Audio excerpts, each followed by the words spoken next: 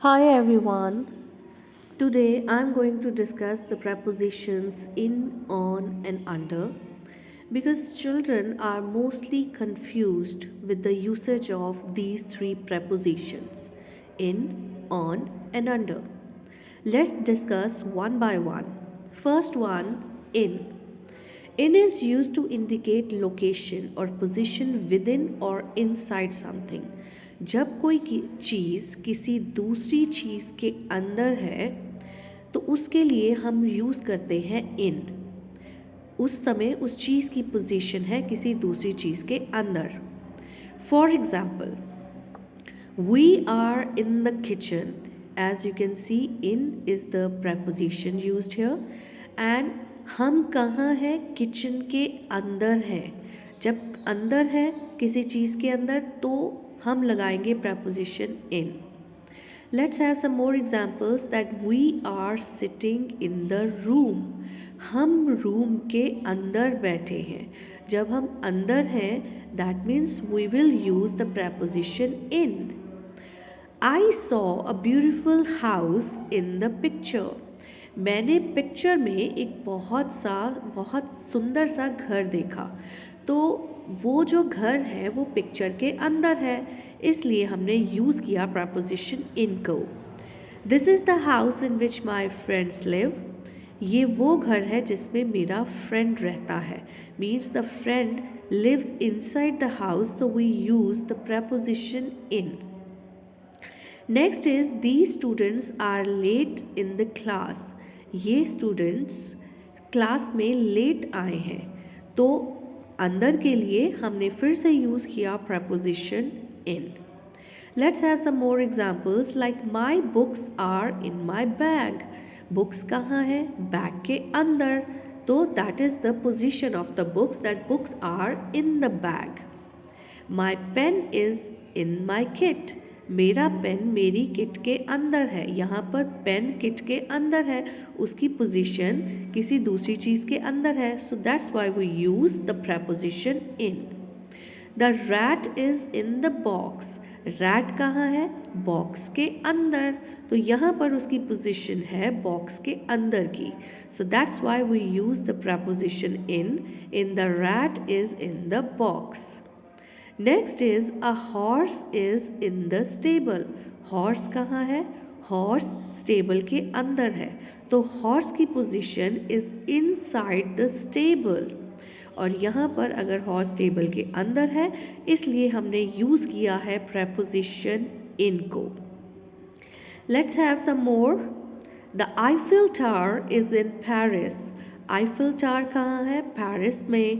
Paris के अंदर है तो आईफिल टावर की पोजीशन है, लोकेशन है पेरिस के अंदर। So that's why we have used the preposition in over here। They live in a big city. वो एक बहुत बड़े शहर में रहते हैं। मीन्स बहुत बड़े शहर के अंदर रहते हैं। So we use the preposition in। Next is she look herself in the mirror. उसने अपने आप को मिरर के अंदर देखा, शीशे के अंदर देखा। So the reflection of her is in the mirror.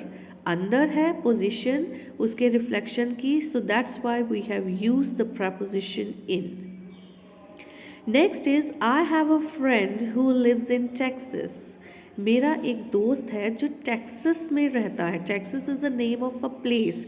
तो पर्सन की पोजीशन है टेक्सास के अंदर। That's why we have used in. Let's begin with on. On is used to indicate touching and being supported by the top surface of something। जब कोई चीज़ किसी दूसरी चीज़ के ऊपर हो। आई रिपीट, जब कोई चीज़ किसी दूसरी चीज़ के ऊपर हो, उसकी पोजीशन उसके ऊपर है, that means we use on. Like this, the mug is on the table. Mug कहाँ है? मग टेबल के ऊपर है। तो जब एक चीज़ की पोजीशन किसी दूसरी चीज़ के ऊपर है तो उसके लिए हम यूज़ करते हैं preposition on। Let's have some more examples like shop is on the left. Shop कहाँ है? लेफ्ट की तरफ है। तो यहाँ पर हमने यूज़ किया है preposition on। My friend is on the way to Moscow। यहाँ पर मेरा फ्रेंड मॉस्को की तरफ जा रहा है, तो उसके लिए उस रास्ते की तरफ है, तो we use the preposition on. He sat on the chair, वो चेयर के ऊपर बैठा है। चेयर के ऊपर, the position of he is on the chair, chair के ऊपर है, तो we have use the preposition on. I go to the gym only on Monday, मैं मंडे को, सिर्फ मंडे को जिम जाता हूँ, तो ऐसी सिचुएशंस में भी हम प्रपोजिशन ऑन को यूज़ करते हैं। But in simple way, on is used when a thing is placed on the surface of other thing. But sometimes we have to use it with the place or the days also. Let's have some more. Maya is sleeping on the couch, as you can see in the pic. Maya की position है couch के ऊपर. She is sleeping over there. So उसकी position को दिखाने के लिए we use the preposition on. Ramesh was standing on the chair. Ramesh की पोजीशन है चेयर के ऊपर, वो कहाँ खड़ा है? चेयर के ऊपर खड़ा है, so that's Y Ramesh was standing on the chair. Okay, number 3, the passengers were on the ship. Passengers कहाँ है? पैसेंजर्स शिप के ऊपर हैं।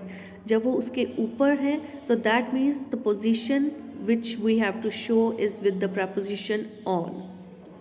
Next is the clock is on the wall. Clock कहाँ है? क्लॉक वॉल के ऊपर है।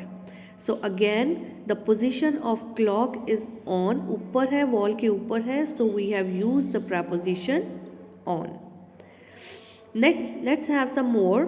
आई was riding on my cycle, मैं राइडिंग कर रहा था अपनी साइकिल पे, means the person is sitting on the cycle, cycle के ऊपर बैठा है। To show the position we use the preposition on. Sita is writing the names of students on the list. Sita names note down कर रही है students के, और वो किस पे लिख रही है? लिस्ट के ऊपर लिख रही है। So in such places we also use the preposition on. The cat is on the roof. Cat कहाँ है? कैट छत के ऊपर है, तो ऊपर की पोजीशन दिखाने के लिए हम फिर से यूज़ करेंगे the preposition on, because cat जो है वो छत के ऊपर है। Number 4, there are no desserts on the menu. Menu में कोई भी स्वीट डिशेस या डिज़र्ट्स नहीं है, सो इसके लिए भी हम पोजीशन यूज़ करेंगे on. Let's have some other with the usage of under. अब ऊपर के लिए अगर हमने ऑन लगाया था, तो कोई चीज़ अगर किसी दूसरी चीज़ के नीचे है तो उसके लिए हम लगाएंगे under. We use under to talk about something that is below और लोअर देन समथिंग एल्स। अगर कोई चीज़ किसी दूसरी चीज़ से नीचे है या उसके बिल्कुल अंडर है, तो उसके लिए हम अंडर प्रपोजिशन यूज़ करते हैं। For example, cat is under the car. यहाँ पर कैट कहाँ है? कार के नीचे है।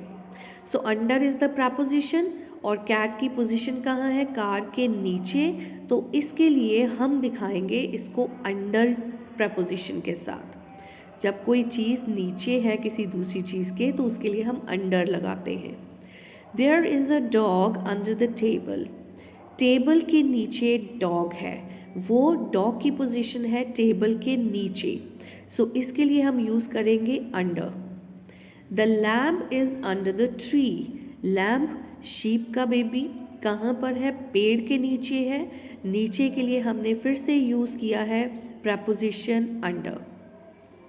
There is an ant under the leaf. As you can see in the pic, ant है। एंट कहाँ है? लीफ के नीचे है, पत्ते के नीचे है, तो उसकी पोजीशन किसी दूसरी चीज़ के नीचे है, तो ऐसी पोजीशन को हम शो करते हैं with under.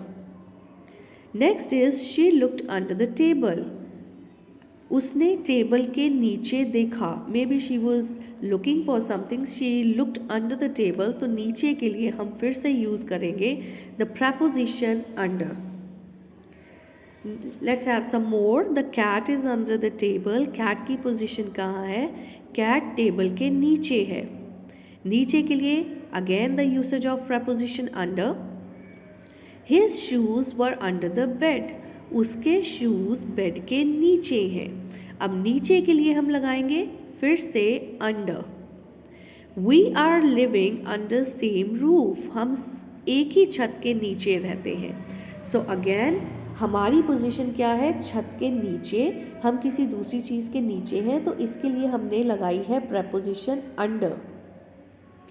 Again I found my keys under the couch, मुझे अपनी कीज़ मिली काउच के नीचे से।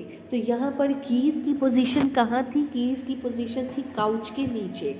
सो I have already told you कि जब कोई चीज़ किसी दूसरी चीज़ के नीचे है तो उसके लिए हम यूज़ करते हैं अंडर प्रपोजिशन।